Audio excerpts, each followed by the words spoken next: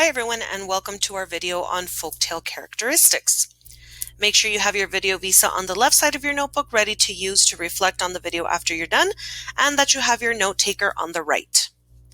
Make sure you're following along with the video so that your notes can be completed accurately. Pause the video to give you time to write, and remember to use your best handwriting, because if you can't read it, then it's not going to be any help to you.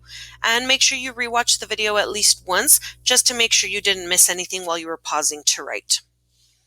So today we're going to go over folktale characteristics first, just talk about what are folktales, and then I'm going to go over 4 different types of folktales: the fables, legends, myths, and tall tales. I will give you a warning that these notes today are going to take quite a bit of writing, just because there's a lot of characteristics to go over for each of these. So make sure you're not writing very large. Make your writing nice and small, nice and neat, so that you can make sure everything fits. Each of these boxes will be basically completely full of the characteristics of each of them. Okay, so fair warning. So first, let's start with the general characteristics of what are folktales. First of all, they are traditional stories from a specific culture that are told orally over time. That means that they were passed on by word of mouth. One person told it to another, they told it to another, and on and on and on. Usually these stories were told by the elders of a culture and passed on to the younger generations, in order to pass on the culture, their values, their stories, right? To preserve the culture. Make sure you have this part underlined in your notes, because this is kind of like the main characteristic of a folktale. There are specific words, phrases, and sentences that are repeated in the story. Part of that is to make the story easy to memorize and easy to tell. These stories kind of follow a pattern that makes the story, like I said, easy to remember, easy to memorize, so that they can be passed on without having to be written down. They usually teach a moral or a lesson. The purpose of a lot of these stories is to pass on the morals and the values of a culture, so that's what the story is focused on. A lot of times they have animal characters that display human characteristics, and this is called personification. Depending on the culture and the region that they lived, those are the animals that were used in the story. Whatever animals were around them are the ones that they in turn used in the stories that they told. We usually have themes of good versus evil. It's usually very obvious too in the story who the good characters are and who the bad characters are, again, because the good ones have those kind of characteristics that the culture values. The rule of 3. This is very interesting. So people have studied stories from all across the world, all kinds of different cultures, and they've noticed that a lot of them follow a pattern that have this rule of 3. That number 3 appears somewhere in the story. 3 specific characters, 3 challenges they go through, 3 characteristics, whatever it is, but the number 3 is a pattern found in lots of folktales from all different cultures.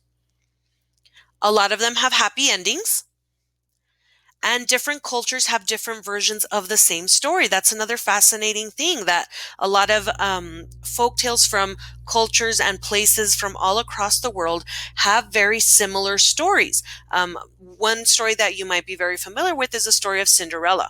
That is a European version of the story, but the same type of format is found in stories from Asia, from South America, from Africa. There's lots of different places that have a quote-unquote Cinderella story, and that just goes to show how similar we are as humans, that we have the same stories, even though these cultures never talked to each other, never met, never traveled, but yet our stories were so similar. Interesting, right? So make sure you have this part written down up at the top, and now we're going to get ready to talk about specific types of folktales. The first one is a fable. These are short stories that are meant to teach a moral. A moral is a lesson or a value that that culture deems as important. They usually have animal characters with personification. They usually have very few characters, usually 2 or 3. This is part of what makes them easy to remember and be able to tell them orally. They have explicitly stated morals at the end. The end of the story will usually say, like, the moral of the story is blank. Okay, make sure you have this part underlined, because this is one of the defining characteristics of a fable. That's how you know it's a fable. Part of it is because the moral will be explicitly stated at the end. And trickery is usually used by one of the characters. That's usually like the bad character that tries to play a trick on the others, and usually their trick doesn't go over well. They're the ones that learn some sort of a lesson. We have some examples here of fables like The Goose with the Golden Eggs, The Ant and the Grasshopper, and Aesop's Fables. Now, Aesop's Fables is a collection of fables, and they're probably the most popular. Aesop was a Greek storyteller, and a lot of these stories are attributed to him. All of his stories have animal characters, and they show some sort of moral at the end. But if you're not familiar with any of these, you might want to look them up and see what they're like. All right, let's move on to legends. So legends are traditional tales from a specific culture, again, told orally over time.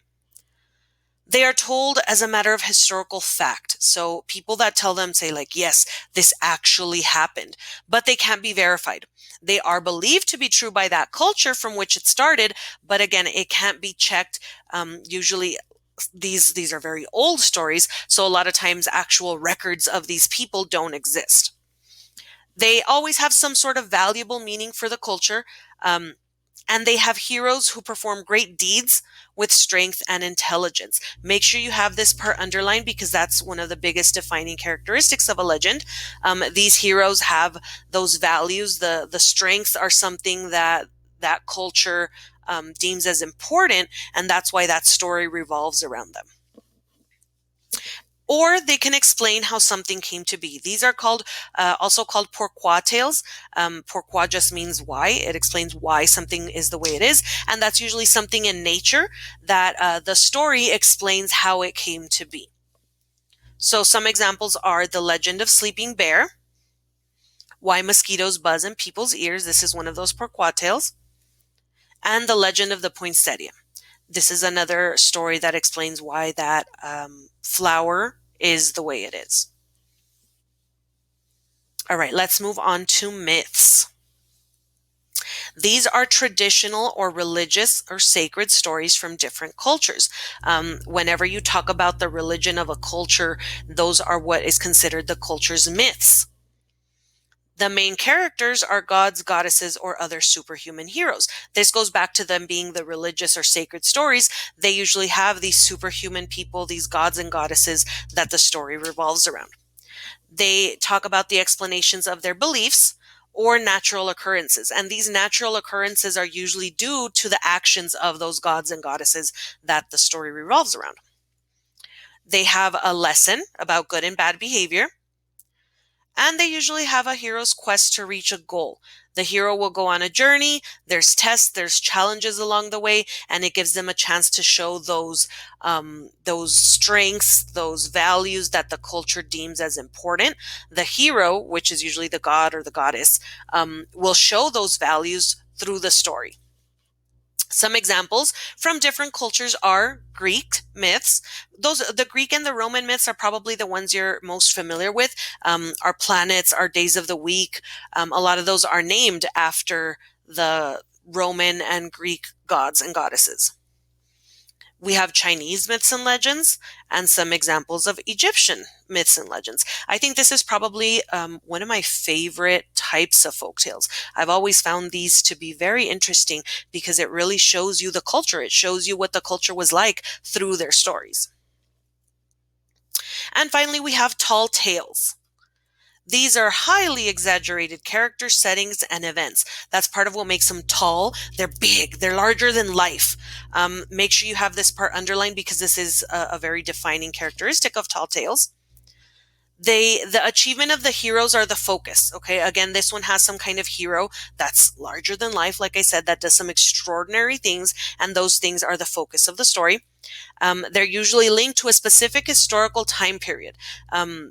It'll be like back in this specific time, like these are linked to a specific year or time period, not maybe a specific year, but a time period.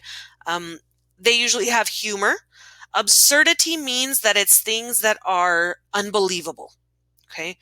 And these are particularly popular in American culture. Okay. American tall tales are very popular, and a lot of them came to be during the time of exploration of the West, of the expansion of the United States. You'll hear stories like Paul Bunyan, Calamity Jane, and John Henry. These are all people that embody some sort of strength and power that showed kind of the American spirit. But lots of cultures have tall tales, not just American culture. So you should have your note taker filled up by now. And I told you guys it was going to be a lot of writing. I'm sorry, there was just a lot to say about these. Make sure that those notes are done accurately, that they are complete.